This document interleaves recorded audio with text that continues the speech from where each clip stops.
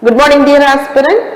So daily current affairs analysis எவ்வளோ வந்து ஷார்ட்டா ப்ரிசைஸா எக்ஸாம் பாயிண்ட் ஆஃப் வியூல பார்க்க முடியுமோ நம்ம பார்த்துட்டு இருக்கோம். அதே மாதிரி எப்படி இந்த எக்ஸாம்பிள்ஸ் இந்த கரண்ட் அஃபேர்ஸ் உங்களுடைய மெயின்ஸ் ஆன்சர் ரைட்டிங்ல எக்ஸாம்பிளா கொடுத்து உங்களுடைய ஆன்சர் ஸ்கோர் எப்படி இன்க்ரீஸ் பண்றது, ஆஸ் வெல் அஸ் பிரிலிம்ஸ்ல வந்து என்ன மாதிரியான கொஸ்டின்ஸ் கேட்பாங்க, நியூஸ்ல இருந்து பிரிலிம்ஸ் 360 டிகிரில எப்படி லிங்க் பண்றது, இது எல்லாமே நம்மளுடைய டெய்லி கரண்ட் அஃபேர்ஸ் அனாலிசிஸ் பார்த்துட்டு இருக்கோம். So with that note, இன்னைக்கு முக்கியமான நியூஸ் பாத்தீங்கன்னா இந்தியாவோட ரீட்டைல் இன்ஃப்ளேஷன் டெஃபினட்டா இந்த இயர் இன்ஃப்ளேஷன்ல இருந்து ஒரு கொஸ்டின் கண்டிப்பா வரும். ஏன் அப்படின்னா ஹிஸ்டாரிக்கா லோவா இருக்கு நம்மளுடைய inflation, that is up to 1.54%. So இதனால வந்து இந்தியாவோட எக்கானமியில நிறைய டிராஜெக்டரி நிறைய சேஞ்சஸ் வந்து வரதுக்கான வாய்ப்பு இருக்கு. ஸோ ஆல்மோஸ்ட் பாத்தீங்க அப்படின்னா -1.4% ஃபுட் பிரைஸ் டிஃப்ளேஷன் இருந்திருக்கு. ஸோ இந்த இன்ஃப்ளேஷன் அப்படிங்கிறத எதை பேஸ் பண்ணி நம்ம கால்குலேட் பண்றோம் அப்படின்னா consumer price index. So remember this is a previous year question. Consumer price இண்டெக்ஸை பொறுத்து தான் இந்த இன்ஃப்ளேஷனோட இன்ஃப்ளேஷன் அப்படின்னா பிரைஸ் ரைஸ். ஸோ இந்த பிரைஸ் ரைஸ் எப்படி நடக்கும், எதை பேஸ் பண்ணி கொண்டு வருவாங்க, கன்சியூமர் பிரைஸ் இண்டெக்ஸ். ஸோ அது மட்டும் இல்லாம செக்டார் வைஸ் பார்க்கும்போது பர்டிகுலரா this oil and fats consumablesல அதிகமாகும், followed by housing, pan, clothing, fuel and light, food and beverages. This is actually the news, but இதுல இருந்து நமக்கு questions வந்து பெருசா இருக்காது. இன்ஃப்ளேஷன்ஸ் வந்து லோவா இருக்கிறதுனால அதோட இம்ப்ளிகேஷன்ஸ் என்னவா இருக்கும். லாஸ்ட் 5 years பேக் யூபிஎஸ்சில டைரக்டா எக்கானமில என்ன கேட்க ஆரம்பிச்சாங்கன்னா கான்செப்ட்ஸ் கேட்டாங்க. டிஸ்இன்ஃப்ளேஷன், இன்ஃப்ளேஷன் என்ன அப்படின்னு கேட்டிருந்தாங்க.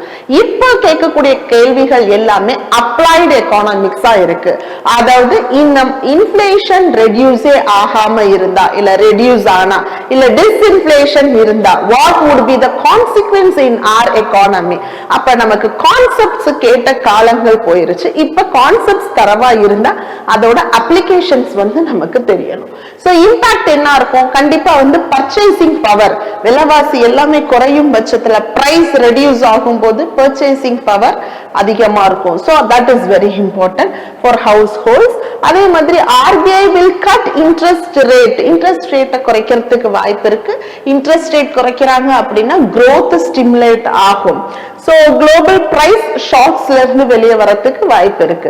But at the same time this also have some negative risk and challenges. என்னன்னா deflationary வந்து farmers income, விலைவாசி ரொம்ப குறைய என்ன ஆகும், farmersோட ப்ரொடியூஸ் farmersக்கு வரக்கூடிய இன்கம் வந்து குறைய ஆரம்பிக்கும்.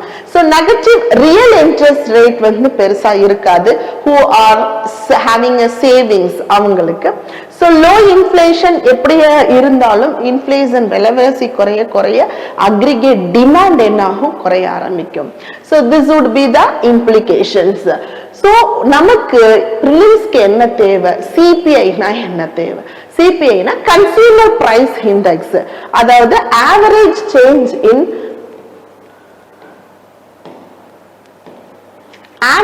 Change in prices. இந்த பிரைசஸ் எதோட பிரைசஸ் அப்படின்னா ஒரு fixed basket of goods and services, not only goods as well as services consumer by the households. So அதுல சிபிஐயோட லார்ஜஸ்ட் போர்ஷன் எதா இருக்கும், லார்ஜஸ்ட் காம்பனன்ட் எதா இருக்கும்னா ஃபுட் அண்ட் பீவரேஜஸ், அதுக்கப்புறம் வந்து housing, and then fuel and light, that is energy cost, and then miscellaneous like health, education.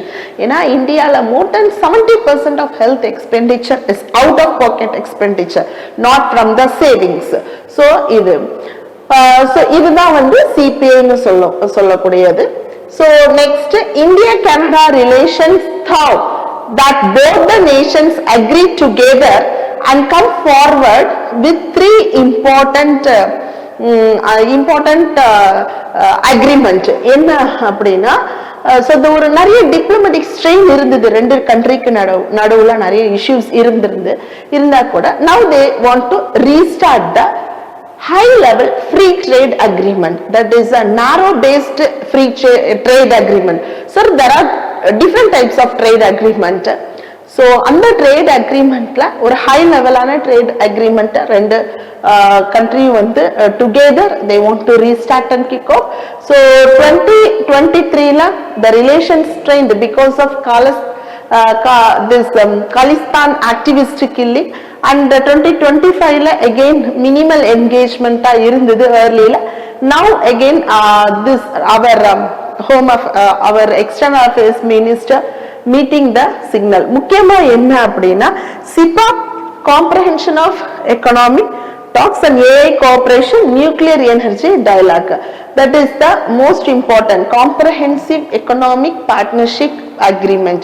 சிப்பா அப்படிங்கிறது trade அக்ரிமெண்ட்ல இருக்கக்கூடிய ஒரு பிராடரான ட்ரேட் அக்ரிமெண்ட்ல FTA இருக்கு, EFTA இருக்கு, ஃப்ரீ ட்ரேட் அக்ரிமெண்ட், அந்த customs union, common market.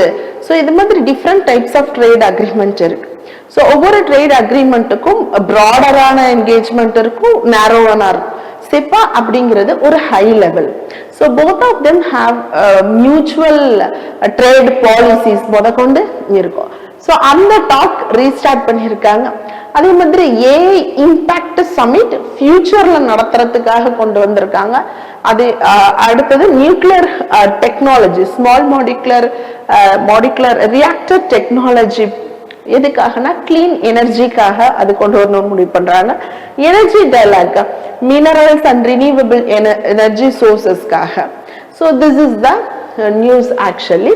So இதனால என்ன இம்பார்ட்டன்ட் அப்படின்னா, like this is called actually, even though there is ஒரு சின்ன காலிஸ்தான் இஷ்யூ நடந்தது, அந்த இஷ்யூவை வந்து ரொம்ப டீப்பன் பண்ணாம மெச்சூரான ஒரு டிப்ளமேட்டிக் டைஸ் இந்தியா நோக்கி போகுது அப்படிங்கிறத நீங்க எக்ஸாம்பிளா எழுதலாம்.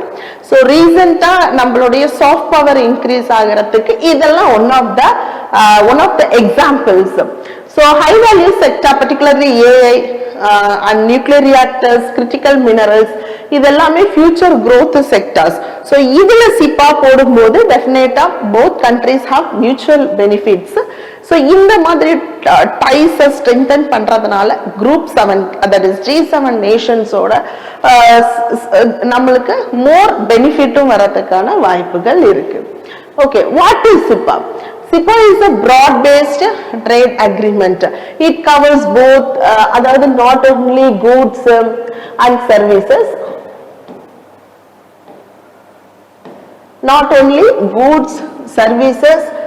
investment, intellectual property, and government procurement. So tariff அப்ப என்ன ஆகும், சிப்பா அக்ரிமெண்ட்ல டாரிஃப் ரெடியூஸ் பண்ணுவாங்க ரெண்டு கண்ட்ரியோட குட்ஸ்ல, இன்வெஸ்ட்மெண்ட் ப்ரொமோட் பண்ணுவாங்க, ஃபாரின் போர்ட்ஃபோலியோ இன்வெஸ்ட்மெண்ட், FDI இதெல்லாமே ப்ரொமோஷன் இருக்கும், ப்ரொஃபஷனல் மூவ்மெண்ட் இருக்கும், நிறைய சர்வீசஸ் வந்து டு அண்ட் ஃப்ரோ இருக்கும், டிஸ்பியூட் வந்து ஈஸியா ட்ரேட் டிஸ்பியூட்டை செட்டில் பண்றதுக்கான லீகல் மெக்கானிசம்ஸ் இருக்கும். ஓகே, so India SIPA வந்து it is not one first or preliminary to have a word with the Canada. Already number 2011 India's first SIPA வந்து ஜப்பானோட இருந்தது, and then South Korea for electronic trades காக, Mauritiusல financial service chapter காக, and UAEல bilateral trade. So these countries already, இதுதான் prelims question.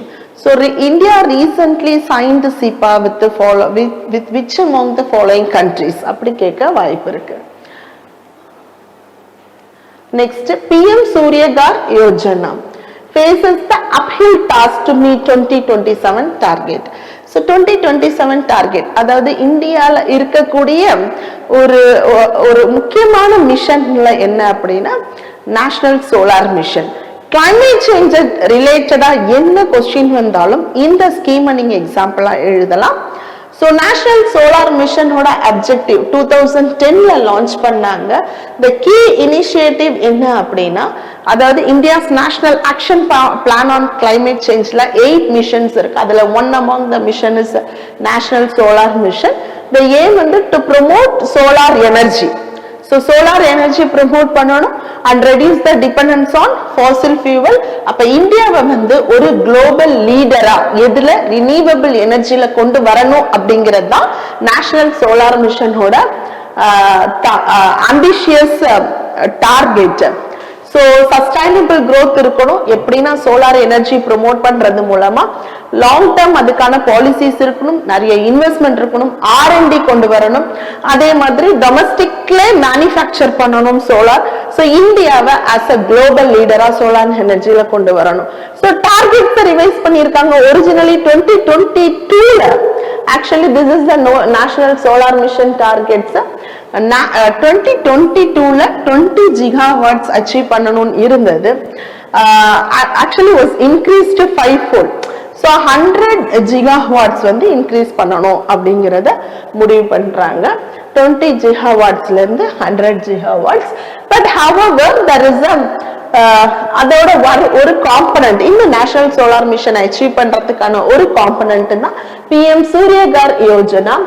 The main objective of this scheme என்னன்னா install rooftop solar in 1 crore household by 2027. 2027 குள்ள 1 crore household க்கு solar rooftop solar install பண்ணனும்.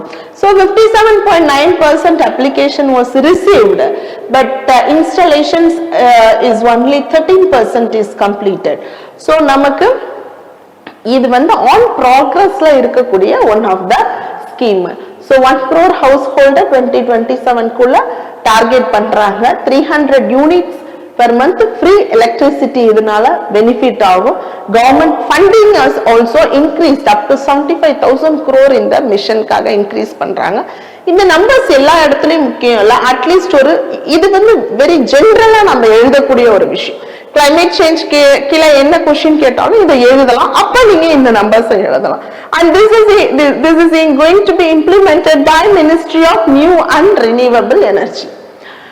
So but however இது இவ்வளவு சக்சஸ்ஃபுல்லா இருந்தா கூட இதுல இருக்கக்கூடிய challenges என்னன்னா approval delays. There are approval delays வந்து almost 100+ days ஆகுது. Discoms stakeholders ஒவ்வொரு இடத்துலயும் approval ஆகிறதுக்கு cost also challenges. Domestic modules compliant DCR னு சொல்லக்கூடியது இது வந்து that is more than imported ones. So larger installations வந்து less economically viable இருக்கு. அதே மாதிரி டார்கெட்டுமே வந்து there is no clear time bound targeted கிடையாது. டிஸ்கவுண்ட்ஸ் பெருசா டிஸ்இன்சென்டிவ்ஸ் இல்ல அப்படின்றது தான் இதுல இருக்கக்கூடிய இஷ்யூஸ்.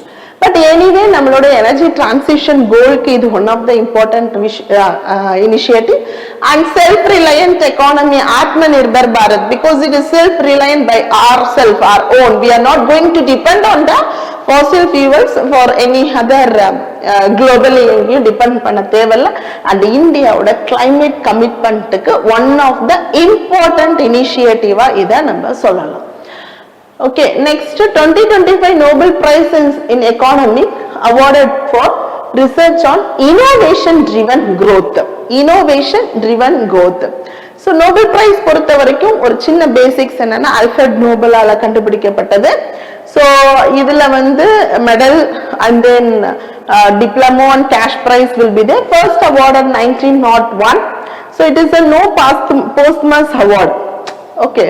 So அதே மாதிரி இந்த இயர் வந்து 2025 எதுக்காக கொடுத்திருக்காங்கன்னா for USA, France, Canada 3 persons innovation driven economy growth. So ஒரு economy சில economy is achieving a finest growth, சில economy is stable இருக்கு. இந்த stable இருக்குன்றதை தாண்டி sustained growth இருக்கு. சிலது வந்து பாத்தீங்கன்னா stagnant இருக்கு.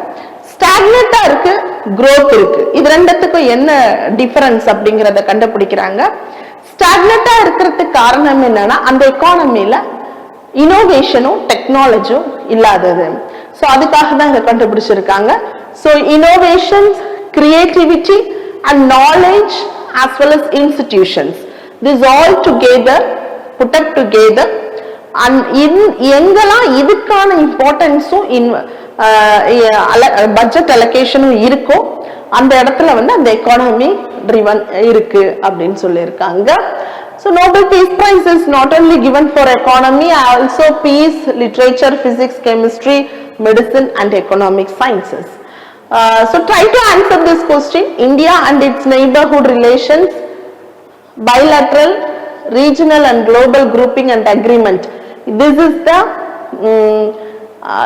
agreements involving India or affecting India interest. This is the topic. இதில் வந்து try to answer about Canada. India and Canada recent relations. So இது பத்தி எழுதுறதுக்கு try பண்ணுங்க, at least ஒரு 10 lines. So that's all about today's news. Thank you. Have a great day. Kurukshetra, Kurukshetra, Kurukshetra, Kurukshetra, Kurukshetra, Kurukshetra.